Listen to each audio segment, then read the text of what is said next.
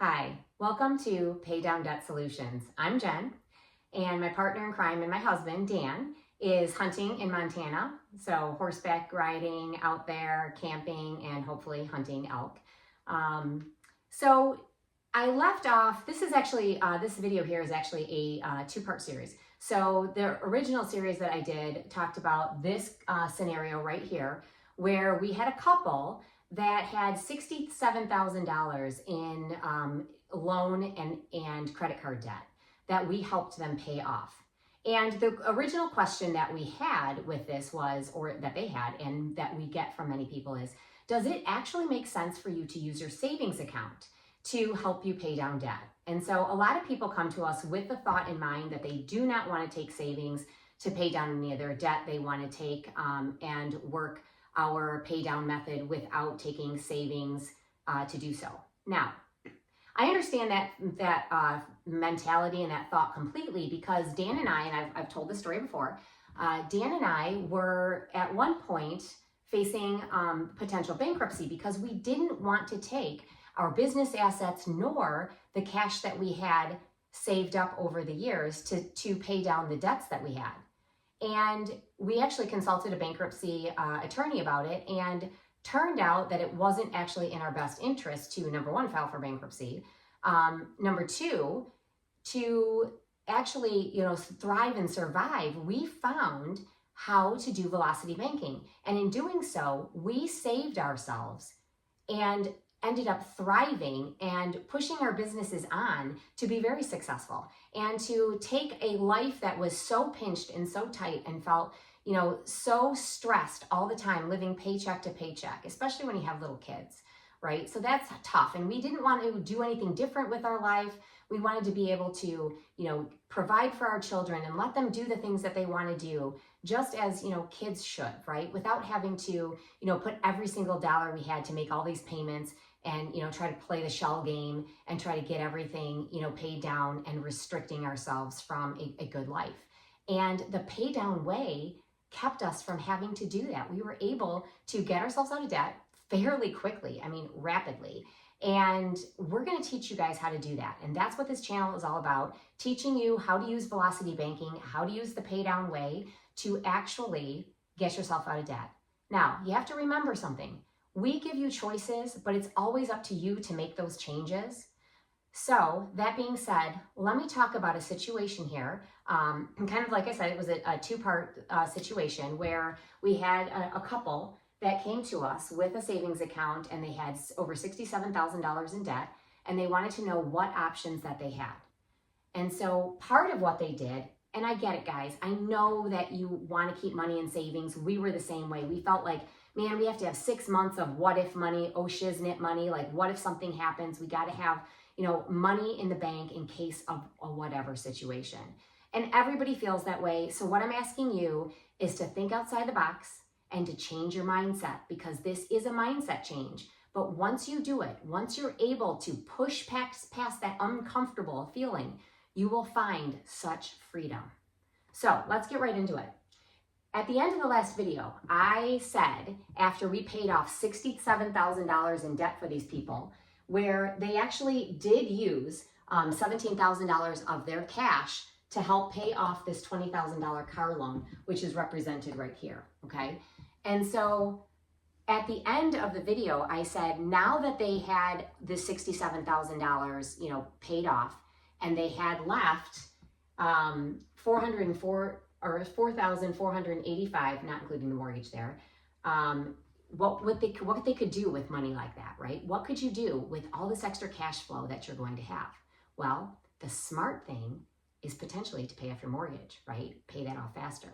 Now, we know that most people at this point in time move from between 3 and 7 years after having their mortgage. So a lot of people say, it doesn't matter. I don't need to pay it down. I don't need to pay it off because I'm just going to move anyway.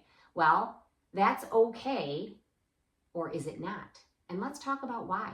When we talk about an amortization schedule, we're going to go over why that may not make a whole lot of sense. And you're better off paying it down, even if you're going to move, because equity, just like cash flow, is also king, right? Okay, so we originally had this scenario where these people have an income of $5,800. All right, these were all the debts that they had. This was they were paying $3,465 in interest payments. Their total living expenses, including their mortgage, is actually $1,800, and that's what I have represented right here. So here's their income, here's the mortgage payment. After they pay their mortgage, they're left with $4,485, but then they have living expenses that have to come out. So the other expenses, so if you add up these in orange here, that's going to equal your $1,800, okay? So then their usable income became $4,000, okay? And then we had a situation here where they paid off everything, but they didn't handle this $20,000 loan yet. So we took our savings that they had and we paid it down almost entirely to $2,975. And I paid down $2,975 instead of putting it all into the home equity line, because I like to leave you guys with a little bit of leeway, a little bit of breathing room. And yes, they would have breathing room because those credit cards would be paid off, so they have the available balances there. But sometimes you need cash. Dan's a good example of that. If he goes hunting, which he is, and he gets an elk, they have to tip that guide some cash, right? So a pretty substantial amount of cash that they have to tip on, like maybe anywhere from $500 to $1,000. So having some cash to be able to work with that you can pull out of a home equity is awesome, okay? Now, again, I talked about home equity lines of credit. When you work with a home equity line of credit, we're going to do what's called paycheck parking. And you take your income and you actually are going to put it into your line of credit, because those lines of credit, and you also could use a personal line of credit, by the way. You can use a personal line of credit or a home equity line of credit. The home equities have the better interest rate, so we like to work with home equities if you have it or can get one, okay?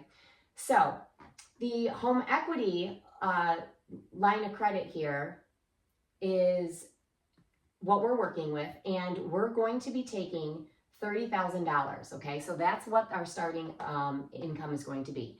Now, as I was saying, when you put your money, your paycheck, and you park it into that home equity line of credit, your home equity line of credit can be linked to your checking account, and the banks do it two ways. Again, ex-banker here, ex-branch manager, I understand what I'm talking about. So there's two ways that you can do it. You can link it, your home equity, to your checking account, and you can manually pull money and put it in your checking account. Or some of the banks will allow you to link it as overdraft protection, which is fantastic, because then if you leave your checking account at a zero balance, when your debits and your bills come out, your bank will sweep that money into your checking account and pay your bills for you. Now, they should be doing this fee-free for you. If there is a fee, manually do it. Don't let them do that. You don't want to pay any extra fees. We're not about fees. We're about saving money, not spending money. Okay, so we have our mortgage, okay? It is at $245,000 and it's at a 5% interest rate.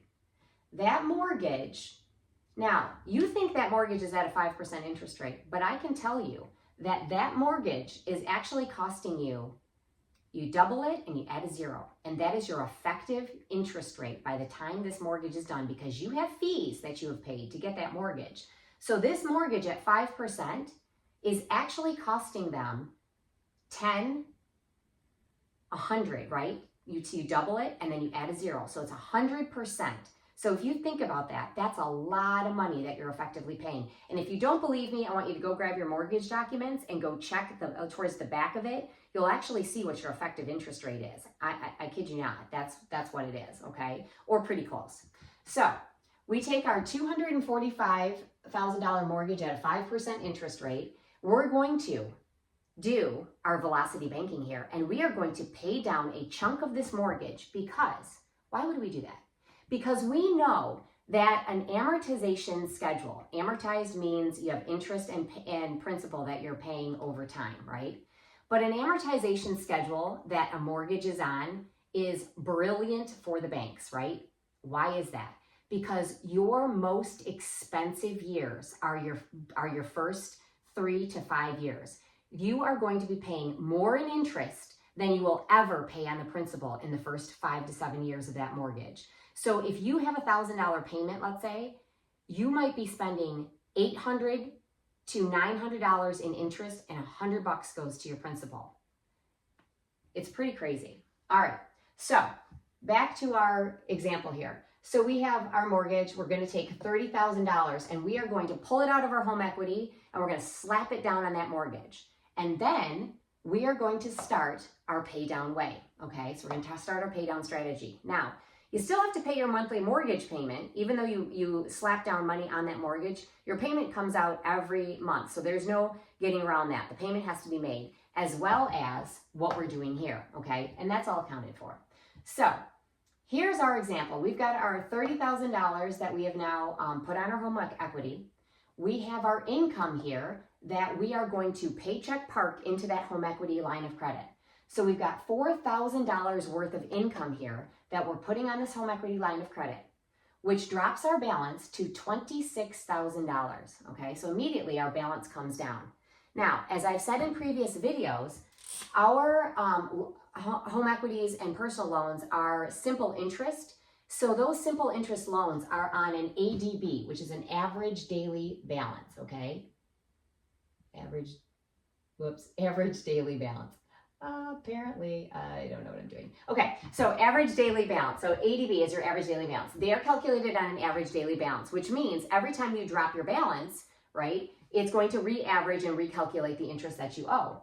So our income comes in, drops our payment to $26,000. Then our total expenses, which is our mortgage, right, and our living expenses are going to come out. And then we have to put interest on top of it because the home equity lines, most of them are interest only. So this is an example. This is interest only. So we have $216 is our interest. Now, how did I get that? Because if you're taking it off the $30,000, you might be a little confused. So remember, it's an average daily balance. So we've got the $30,000 as our high balance. We've got our $26 as our low balance. So what we do is we add those two together, then we divide it by 2, okay? So we add it together, we divide it by 2 to get our average, and then we're going to multiply it by 0.0925, and then you take that number and you divide it by 12 because we want the monthly interest rate, okay? So that's the monthly interest rate. Before you divide it by that 12 would be the annual interest rate, okay? So now we have $216 as our interest, okay? Which takes, now, the interest has to be added back in, our expenses have to be added back in, which leaves us with $28,016, okay? And again, we're going to then go ahead and do this again in month 2, right? So we're going to then have our expenses come out, and we're going to have our interest that we add back in, and then we drop our balance to $26,017. And again, we're going to Paycheck park. That paycheck's going to come in, and it's going to drop our balance to $22,017, and that's month 3. And again, we're averaging and getting our interest the whole time. All right, so now we're at month 3. I've carried it up here. And so you can see, I'm trying to color code it so you guys can really see very well the expenses versus the interest, right? Okay, so month 4, we're at $24,002. Our income comes in, drops our balance to $20,002, but then our expenses have to come out. Now remember, those expenses are coming out gradually because you're gonna buy gas, you're gonna buy groceries, you might have your insurance come out, you might have to go, get a haircut. All those expenses are coming out, plus utilities, all of that. They're coming out throughout the month. So it's averaging, okay? So now we're down to month 5. You're at $21,972, Paycheck park. And month 6, we're down to $19,926. Again, we're going to bring our expenses and our interest. And here's our month 7. Take our income. Our income comes in, drops us to $13,000. In month 7, we dropped from $30,000 to $13,000. Okay. So then we come into month 8 with our expenses added back in. We're at 15. And then our paycheck takes it down again, and our expenses come out. We're at month 9 at 13. $4,000 paycheck comes in, and our expenses come out. By month 10, we're down to $75.82. $75.82 in month 10. Okay, so here's where it gets really cool. So Now we're and here's month 10, just carrying it up here so you can see the math on that. And then we have our income come in month 11. We start out with 54.56 charges. Month 12, we're at 73.13 is where we are. And then, oh, sorry, this is actually month 11 here, right here. Okay, so month 11 was here at 94, and then you drop to month 12, you're at 73. Then month 13, you're at 5,154, and then your income comes in, and check this out. So you've got 11,000 that's left. Now, so we have 11,000 left, but we still have to take our expenses out, right? Our expenses have to come out. So that leaves us with 29.78 in month 4. So what happens here? When we bring our paycheck in, we actually have 1,022 in positive cash flow. That loan that we just took is now paid off, okay? So that is paid off. So if you look at then, and again, and I don't think that I mentioned this, but this is a 30-year mortgage. So, so at a 30-year mortgage, if you look at the amortization schedule here for this 30-year mortgage, here's the year, here's the interest, then I've got principal, and then I've got the balance for you, okay? So in 2024, now I took this starting January 2024, just so you could kind of see, again, you're gonna get your mortgages at different times in the month. So this starting interest, might be less based on where you are for the year. So if we take this from January and we look at it, okay, 2024, and we know that our interest in that for that full year that we pay, that first year, it's $12,168 in just interest alone, okay? And then your principal, so you paid this much in interest in the year, and you've only paid $3,600 on your principal. It's sick, right? That's why I said these mortgage companies, they're brilliant, right? They have made tons of money off of us, and we allow them to do it. We allow them to, right? So here you are with paying your $12,000 in interest, your principal is $3,600, and your balance is only at $241,385, okay? And then year 2, that's your second highest interest that you're going to have paid at $11,983. Your principal is only $200 better, actually less. It's $3,800, and now your balance is at $37,586. Okay, so your balance on your mortgage. Here's year 3. All right, year 3, 2026. You've paid $11,789 for interest. You've paid $3,994 has gone to your balance, right? The balance of that mortgage. So you're at $233,592. So if you sold your home here, you've spent what, $35,000. Okay, you've already spent $35,000 when that didn't go to your equity, right? $6,000 went to your equity. That's all the equity you have if you sold it at that point. Okay, so if you take the schedule down, now remember we paid it down with our $30,000. It brought us to $215 is our new balance. Okay, so here's what happens. Watch. So, and I'm off the screen here for a second. This is year 1, year 2, 3, 4, 5, 6. You've just skipped 6 years ahead on that amortization schedule. 6 years, okay? That's incredible. When you think that all you're doing is parking your paycheck, you're living the life you're currently living, you're not denying your kids anything else out of life because you don't need to, right? You don't need to. So now you've jumped ahead 6 years on the amortization schedule by taking a $30,000 chunk and slapping it against this mortgage using the pay down method, all right? So the total interest, now this is over the life of a 30-year loan. The total interest that you're going to pay is $228,477 in interest alone. You've bought another house in just interest. Your total payments are $473,477 in total payments. Like I said, you bought 2 houses. And you only have 1, but you bought 2, right? Okay, 30-year schedule, this is what you would have paid. If you do the pay down method, slap money against this mortgage, you can skip ahead 6 years. You have saved $80,000, almost $81,000 in interest payments. This is the power of velocity banking. This is the power of the pay down method. Now, could you just, make your payments monthly and then slap money against the mortgage? Yeah, you could. You could. But it makes more sense to do the velocity banking, knowing that you're freeing up cash flow. You can free all that up for yourself, and you can use the bank's money. The banks have all this money. They're using your money. Why don't you use the bank's money instead? Okay?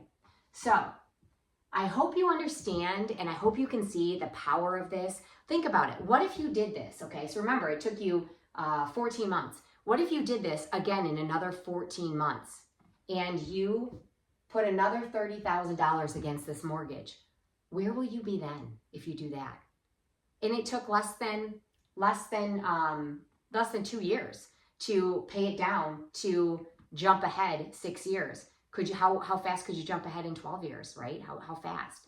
So where is your mortgage going to be? What are you going to do? How are you going to change your mindset? What are the things you're going to do differently now that you've seen what the power of velocity banking is? I understand you guys. I know what it's like. Dan and I know what it's like. Yes, we're business owners. This doesn't just work for business owners, obviously. Whether you have a corporate job, you're a business owner, or you work for somebody else, however you do, this will work for you if you do it and do it the right way. Keep watching. Keep watching. You guys have all the tools you need. We're teaching you everything you need to know. Keep watching the YouTube videos. Keep paying attention to what we're teaching. If you have any questions or comments, leave them in the comments for me, and I'll try to handle and I'll try to answer as many questions as I can. And I hope you have an awesome day. And remember, we give you choices. You guys make the changes. Have a good day.